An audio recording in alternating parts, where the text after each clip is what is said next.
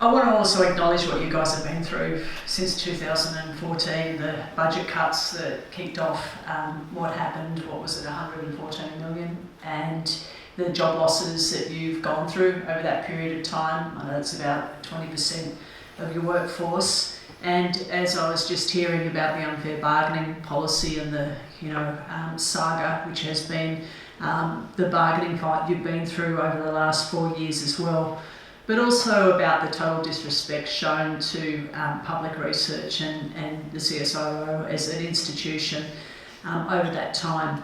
But in doing so also, and I know that would have been a really, really tough time to go through, and it still is, but also acknowledge that the campaign you've run, which was just touched on, really did resonate with people.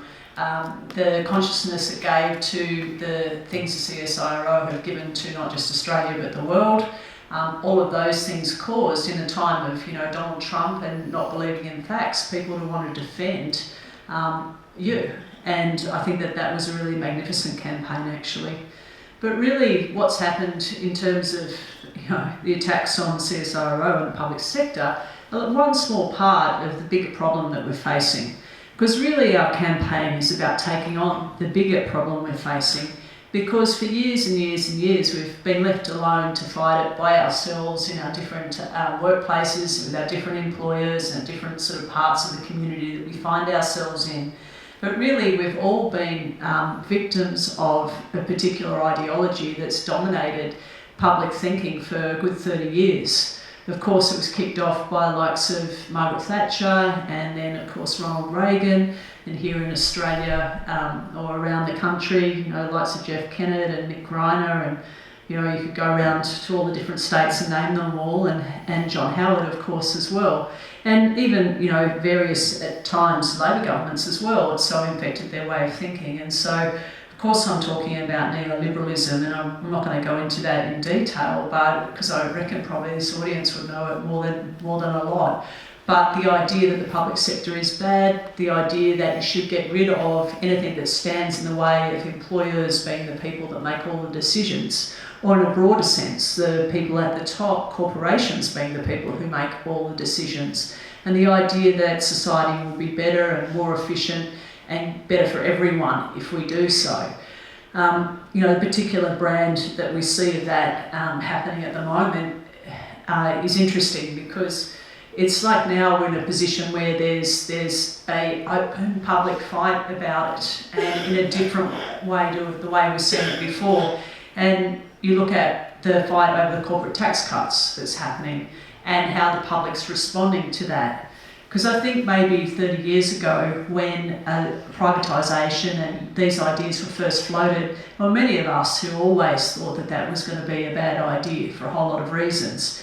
But in a way, people were prepared to sort of accept some of the logic of the argument of economic rationalism, we called it for a while here too, that perhaps it would be better if the private sector did things, and it would be more efficient and there'd be more choice, and all the promises that were made around this. And enough people were prepared to give it a go. But after 30 years of that experiment, which, you guys, 30 years is a long time for an experiment, isn't it? We see the results of it. The results are, we don't have more choice. Prices aren't always cheaper. And really it's come at a cost sometimes of quality, and certainly for jobs for all of us as well. And more than anything, where inequality is now at such high levels, as high as it's been for 70 years. So that has been a result of following those policies, that way of thinking over that period of time.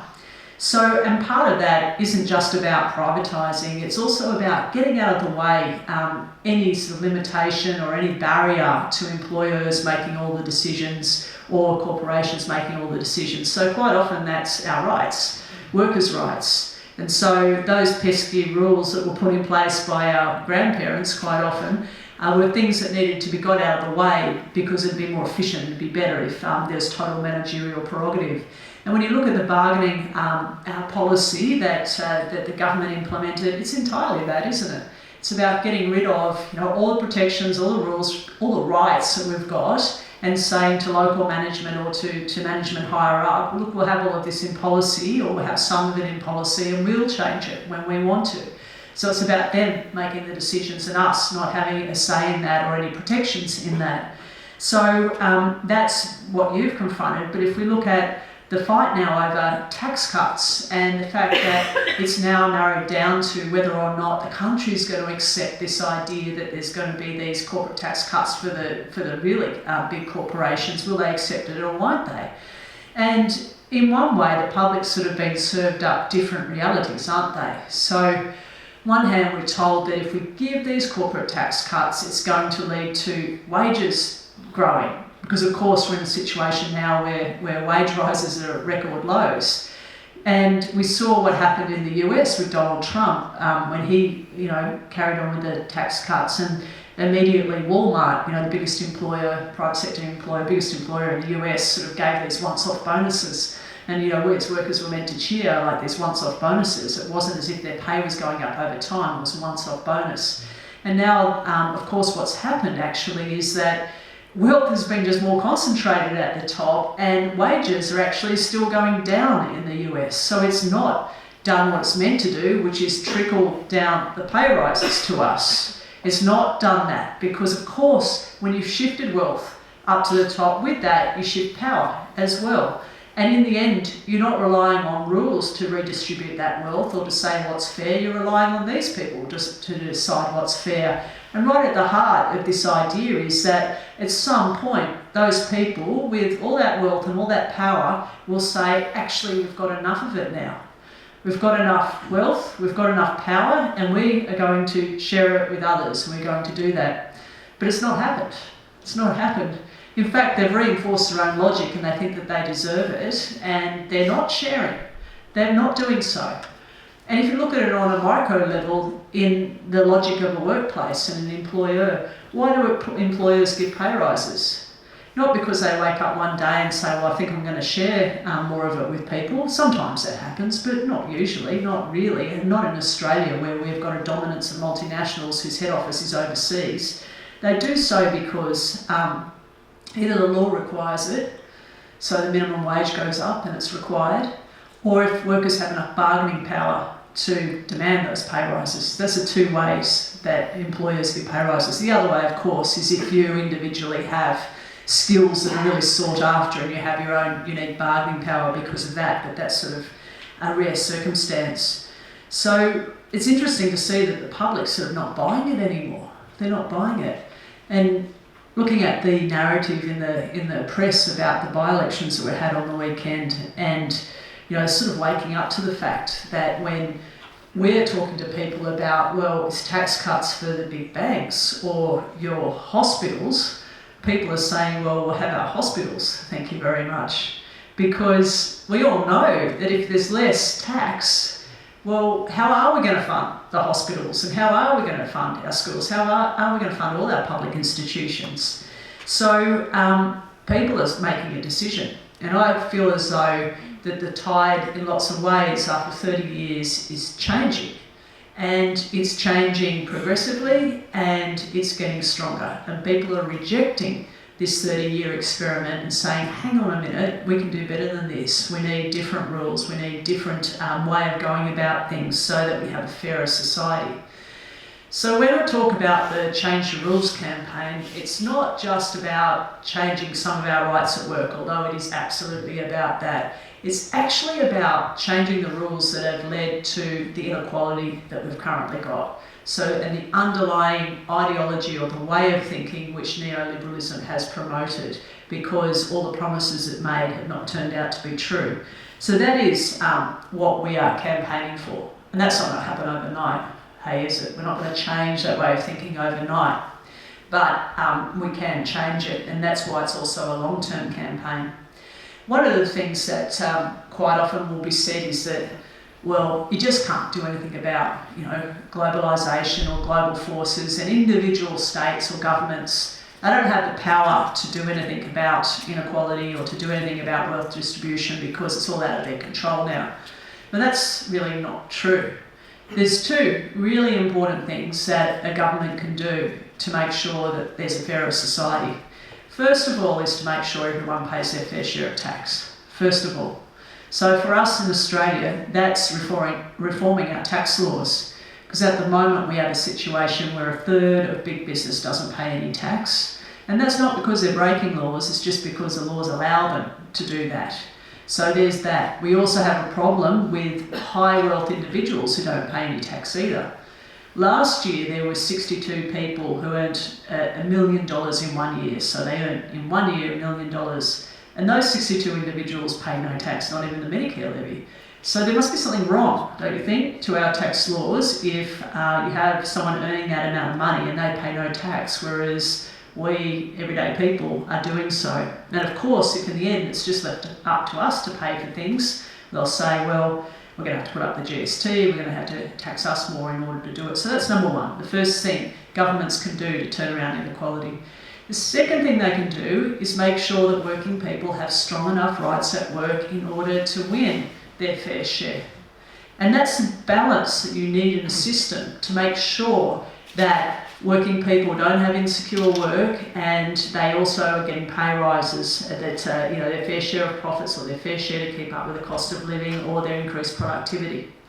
And the only way to make sure that happens is to ensure you have workplace laws that guarantee that. Because workplace laws were always made on the premise that there's an unequal power relationship between the employer and the employee. And so workplace laws, their job was to mitigate that unequal relationship. But what's happened since the GFC is that unequal relationship's got worse as inequality has got worse. Because of course that means employers have had more power and our rights have stayed the same. And that's led to a whole lot of things. First of all, insecure work.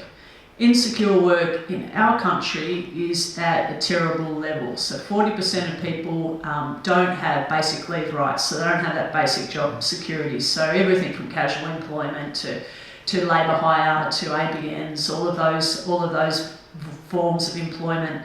But in terms of temporary employment, we actually have the highest rate of temporary employment in the OECD.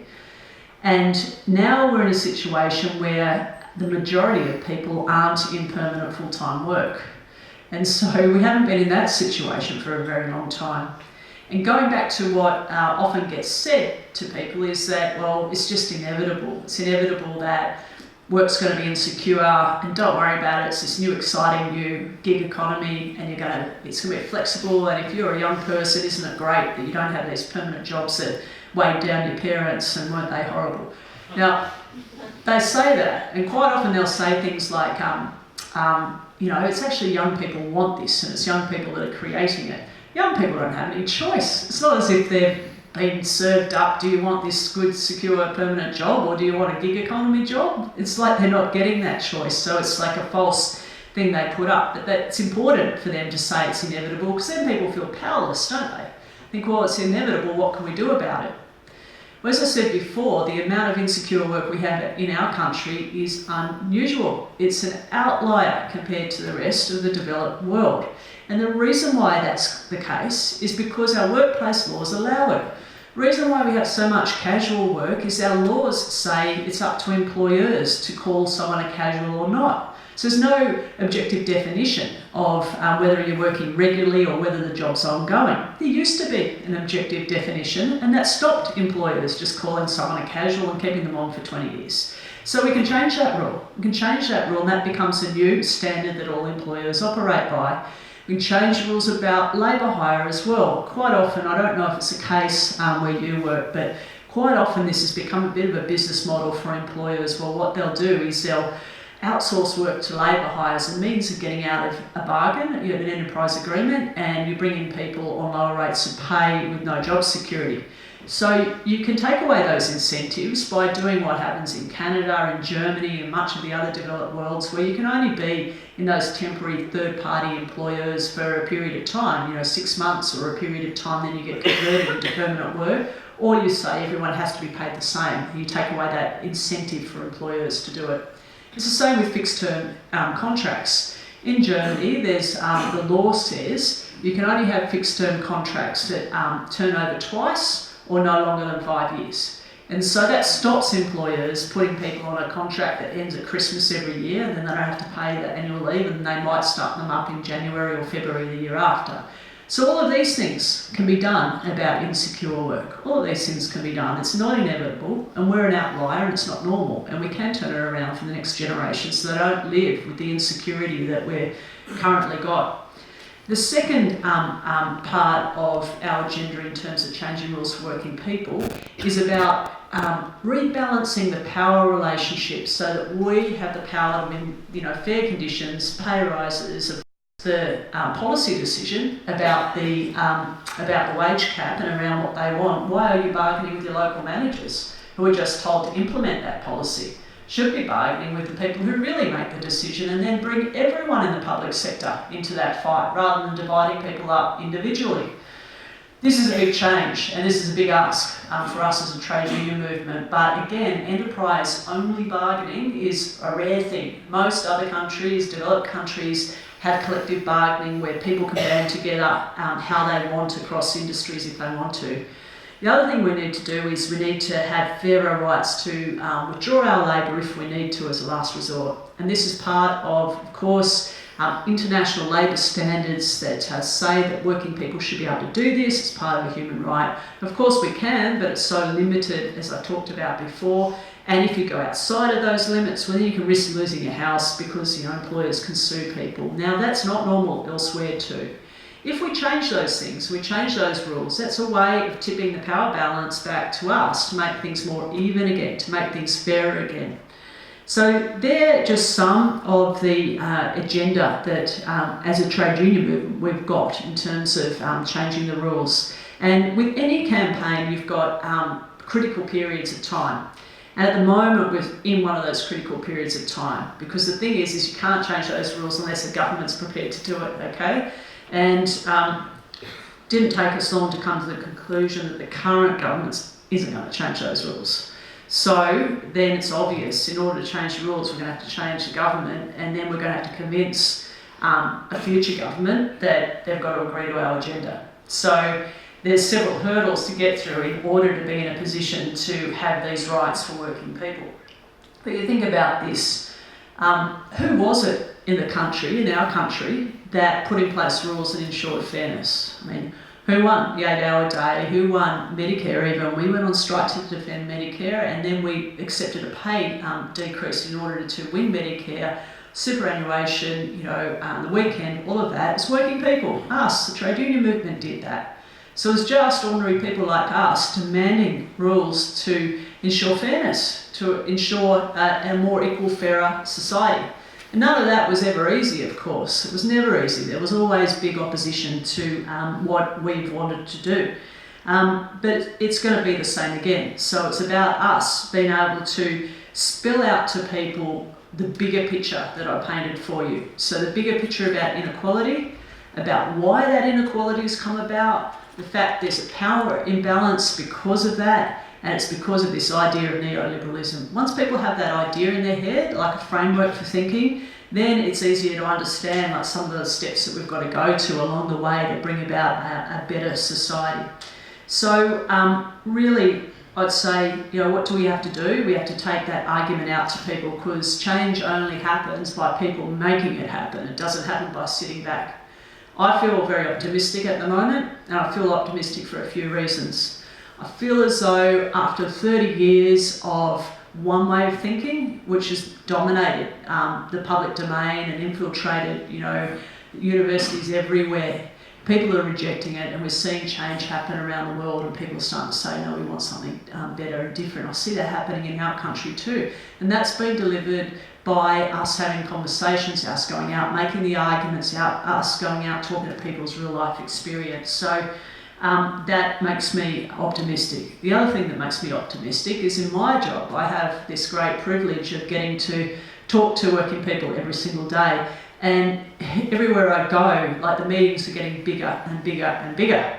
And people are getting on board for this campaign because they want to see change. They don't want to hand on to their kids something worse than what they've had. People are, over it, and they want to be part, and they want to be inspired, they want to be part of something big to change it for the future for everyone. So really what I'd ask is that For those of you here that also want a better society and want fairness, again, for all working people, who want to see less inequality, who want to see people pay their fair share of tax and working people have just a fair go at work, and for us to turn around job insecurity, be involved in the campaign. We've got a plan, we've got people's movement all around the country that's there ready to fight for it, and we've got plenty of things that anyone who wants to be involved can do. So thank you for inviting me today. I'm going to finish there and I'm going to ask if there's any questions.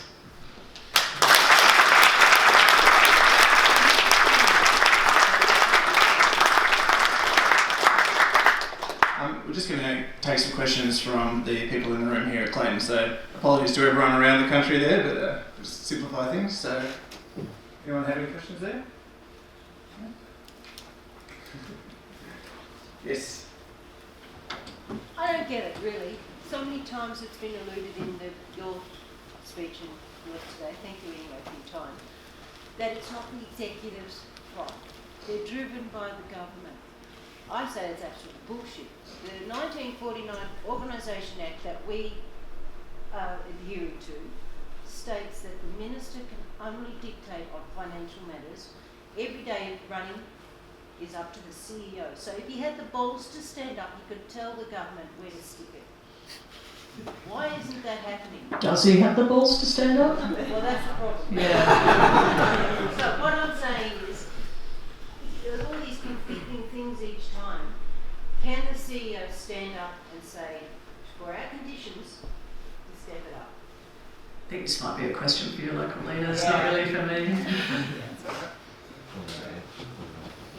Sam's probably got some slides there. Yeah, the Act that the lady referred to, the Act that established CSIRO in 1949, does give power to the CSIRO board to direct the organisation to do anything, essentially, it wants. It's unusual that it's got itself involved in employment and workplace matters, but on this occasion it did and directed the CEO to apply the overall Australian government bargaining policy. It was a significant debate we had before bargaining started, and clearly we don't feel that policy suits either our staff or the organisation. This is a scientific organisation that needs agreements that allow it to prosper and our conditions to be retained. So thanks for the question. I might just jump in with one since I'm up the front anyway.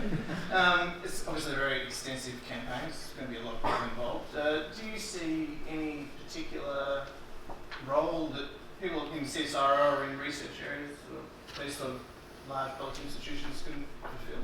I think that you actually have a really respected voice as individuals and as a collective, but as individuals, people in the community would listen to your view of things. And I also think you've got a really powerful story of what's happened to you and how the government's gone about disrespecting your work, but also how that affects everyone, and also how that fits in with that bigger picture of basically cutting back on public funding and the effect that that has on all of us. So in terms of a role, it doesn't matter actually where you are around the country. If anyone wanted to be part of the campaign and volunteer some time, that'd be fantastic. We are able to fit things around what you're good at. You might be better at handing out leaflets than others. You might be better at writing letters to editors in newspapers. That's actually quite a useful thing, believe it or not, because you can also share those quite extensively on social media. You might be really good at making phone calls or talking to people in your community and events that get organised, because essentially what's happened is all around the country there's these groups being set up, and they're cross-union groups, so they're people that nurses, teachers, everyone all in together. And in their local community, they then work out, okay, what are we going to do here to talk to people around why we've got to change the rules? And so what they're doing in Cairns is a little bit different to what they might be doing here in Melbourne. They wear t-shirts, it's not, and don't go out in the middle of the day in their campaigning. But that's a real strength of it too. Like there's an overall strategy, an overarching strategy, but then locally it's really up to the locals about how they want to execute that. So if there's anyone here who would like to volunteer, I'm sure you'll take their names and and I'll pass them on so you can be connected to your local group. Any other questions? Sherry, I think. Just through, this is thinking outside CSIRO, I've had been exposed to some of the struggles that young people have, particularly perhaps if they haven't got a strong support network around them, and how they can be exploited through friends of my daughters. I'm wondering, does the campaign have an element that's going to try and focus on and engage that age group? Thank you for that question. It's really interesting. Everywhere I go around the country, I always get asked a version of that question. It's such an important one, isn't it? Because if we don't have the younger generation stepping up, we know that the campaign won't be as successful as it can. So what is happening there is connecting young people around their experience of what's wrong with the broken rules. And the number one thing for young people is wage theft. And so I didn't touch on it with you, but one part of the solutions to the broken rules is people being able to get their money back quickly and easily, and penalties for those employers who are essentially stealing from people. And so that campaign is about talking about that issue, but it's also for young people to get involved. So, for example, here in Melbourne, but also in Sydney, and now it's started in Brisbane, and Wollongong last night, there's groups of young people that are getting together and networking around what's happening in their local cafes and how much they're being paid. Then what happens is the local union will write to those cafes and say, pay up, this is what you've got to pay. 80% of the time they do, and more they do, because what young people are doing when they refuse to is they have protests out the front. So here in Melbourne, in Barry's Cafe, there was that one. There's been several all around the country now. And it's that thing about, well, why do people get involved? How do they first become active in a campaign? Someone asks them to. And quite often they get inspired by what other people like them are doing. And so I feel really excited seeing what's happening with young people all around the country that are starting to say, hang on a minute, we're told that it's just normal to get paid $10 an hour, it'll be cash in hand, and there'll be nothing you can do about it because that's just part of working life. And they're starting to say, no, it's not. We're not putting up with that. We want to be paid what we're entitled to. And if we're not, we're going to get involved in, publicly in campaigns against it. So that's one part of what's happening with young people in the Change the Rules campaign, which you can sort of see happening around the country, which is exciting. The other part is the level of activity of young people on social media, and how there's whole groups of them around the place too that are busy sharing graphics, their own work, their own examples of why the rules are broken for them or why they want to change it. They're sort of networking online too, which is great. Melissa? Yeah, I was going to say, Nick likes to hand out pamphlets. Yeah. I like a good rally. Yeah. Do you have anything coming up? Perhaps. There's a bit of a discussion now about whether or not there will be another one this year. There was one and that's, when I talk about optimism, that's momentum. You can see that the rallies that were held around the country were the biggest that have been for a long time.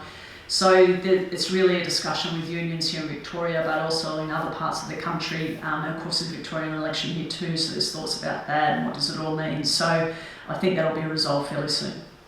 There's a couple more here. I think this gentleman here on the side. Sally, how much traction is this story, this argument, gaining with the Labor Party?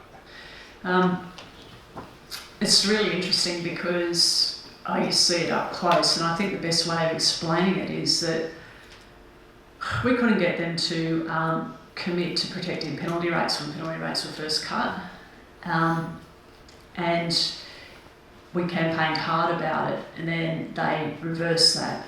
Then on the issue of insecure work and casuals and all of that, we campaigned hard on it, and now just recently they've come out with a whole suite of policies to address insecure work too, a whole lot of the changes that we want. Domestic violence leave, paid domestic violence leave like New Zealand has done, they weren't going to do that, and we campaigned hard about it and we moved them. So at the moment obviously there's discussions that have been had with them, and I gave you a little flavour, it's a pretty big agenda. So every time we're able to move public opinion, they move with it, which I guess is unsurprising. They're all politicians in the end. And so that's why we're not engaging in sort of closed door discussions. This is like a big public campaign that we're having to move things. Everything we want, we're saying quite openly and wanting to go and going out and publicly advocating for it. Having exactly the same discussions with all the other parties and crossbenchers. Had good response from the Greens so far. Actually, good response from the Katter Party. I had a whole hour with Pauline Hanson. So, it was traumatic. But we're just honestly going and serving them up what we say is necessary to deal with inequality. It's not like some log of claims that we've come up because we think there might be change of government. This is what we think is necessary. So what I'm trying to say is it's got traction. How far and how much and how fast will all depend on how effective the campaign is. It would be really lovely for them to take the public with them, not the public taking them with them. Yes, it would be, but yeah, you deal with what you got. I mean, after all, they're the only conduit we have for real change. Well, you also look at people like Wayne Swan and his sort of continual public advocacy around inequality and around trickle-down economics. And a year ago, you would not see anyone in the media even mention the word trickle-down economics. Now, it's sort of like quite often that it's said. We're changing the narrative, and we're changing it by just being out there and advocating for it. So I find it quite interesting that someone who's meant to be sort of the more conservative part of the Labor Party is out there with really bold arguments about things. So I sort of see, looking at it up close, the amount that they've changed in a fairly short period of time has been a lot. It's always been the case, really. Like, it's always been the case, except for a few times with a few extraordinary individuals where it's been, even with Whitlam, there was social movements, really strong social movements happening at that time. He didn't happen in a vacuum. He happened, people made tilled the ground for that to happen. So it's the same thing we've got to do. Okay, I'll take one from Simon. It was my question. Word for oh, word. okay. Right, I'll take it up the back there. So the government likes to tell us that we need tax cuts for the corporates because it will enable them to invest here and create jobs and so on. I suspect, like you sort of pointed out, that the revenue that would be saved from tax cuts would go probably to profits rather than wages. Is there any examples? The countries that supposedly need to be competitive with, presumably they involve some developed countries like ours. Are there any laws in place in those countries that you know of that sort of legislate for a certain portion or whatever to be directed towards wages and not just go straight to profits? No. So could you just repeat the question? Yeah, so the question is that do I know of any country that legislates to make sure a certain percentage goes to wages in the context of tax cuts, but maybe not even in that context? No, I don't know of that, but I do know of high wage, high taxing countries like Scandinavia, those places which are able to deliver both good jobs, good secure jobs, well-paid jobs, and also a good social security system. And you don't see companies leaving there. A few things to know is that there's the headline tax rate, and there's the actual tax rate. So you know how you hear Scott Morrison and the others like say, "Oh, we've got to cut our corporate tax rate because we've got to be competitive with everyone else." Well, actually what they pay is less than what the headline is. And when you go to what it actually is, it's pretty much in the middle of the pack in Australia. So that's just not a true argument anyway. The second thing is because of the nature of our economy and where we are, is that, and just yesterday, I can't remember off the top of my head, but if you Google it, you'll find it. There was research about this showing that the big majority of those corporate tax cuts end up in overseas bank accounts anyway, like at the head office of, unsurprisingly, you think of the companies that are operating here, they're not then redistributed or trickled down or anyway sort of given here, because the decisions quite often aren't either. And of course there's been all the share buybacks, which have been the big thing that's happened in the US, and the other big thing that's happened in the US is an explosion in CEO bonuses, surprise, surprise. Ever wonder why those CEOs in Australia spent that time down in Canberra lobbying so hard for those corporate tax cuts? I think because they probably know that they'd be entitled to quite a big bonus if they won them. Okay, we'll take one more in here. You've talked a bit about low wages. Something that disturbs me is the growth of unpaid internships. And I see even CSIRO taking up unpaid interns. For me, that's just getting free labour with a promise that one day you'll get a job, or you need this to get a job. So what's the union views on that? And also, what are the sort of local views from CSIRO on the fact that we use the two types of, it's funny because the word intern is now used interchangeably, and so and it's come also from the US, where young people are told in order to get your foot in the door, you basically got to go somewhere and work for free, prove yourself until you work. Now obviously that is illegal and unacceptable, totally unacceptable.